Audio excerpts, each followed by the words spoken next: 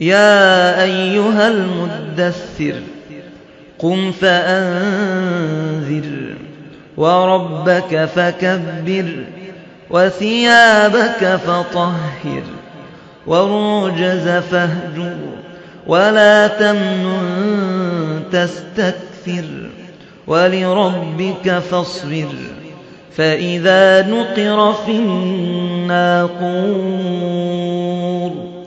فذلك يومئذ يوم عسير على الكافرين غير يسير ذرني ومن خلقت وحيدا وجعلت له مالا ممدودا وبنين شهودا ومهدت له تمهيدا ثم يطمع أن أزيد كلا إنه كان لآياتنا عنيدا سأرهقه صعودا إنه فكر وقدر فقتل كيف قدر ثم قتل كيف قدر ثم نظر ثم عبس وبسر ثم أدبر واستكبر فقال إن هذا إلا سحر يؤثر إن هذا إلا قول البشر سأصليه سقر وما أدراك ما سقر لا تبقي ولا تذر لواحة للبشر عليها 19 وما جعلنا أصحاب النار إلا ملائكة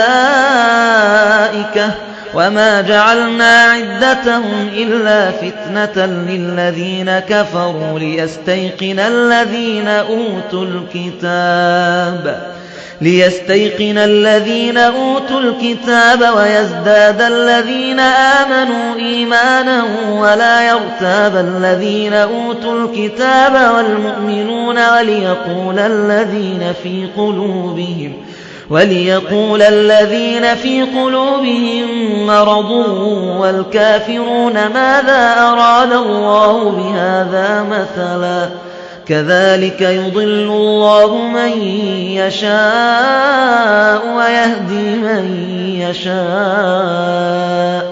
وما يعلم جنود ربك إلا هو وما هي إلا ذكرى للبشر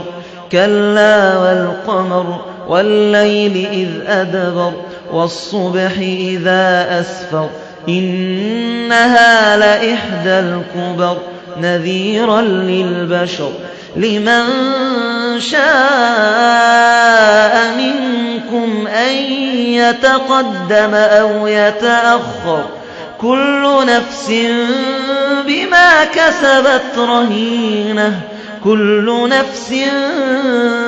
بما كسبت رهينة إلا أصحاب اليمين في جنات يتساءلون عن المجرمين ما سلككم في سقر قالوا لم نك من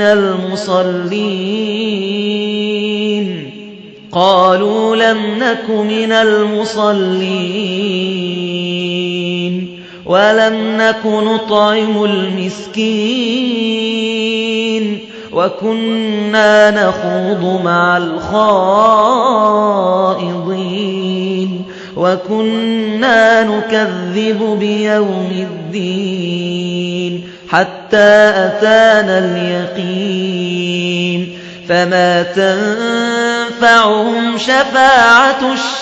الشافعين فما لهم عن التذكرة معرضين كأنهم حمر مستنفرة فرت من قسورة بل يريد كل امرئ منهم أن يؤتى صحفا منشرة كلا بل لا يخافون الآخرة كلا إنه تذكرة فمن شاء ذكره وما يذكرون إلا أن يشاء الله هو أهل التقوى وأهل المغفرة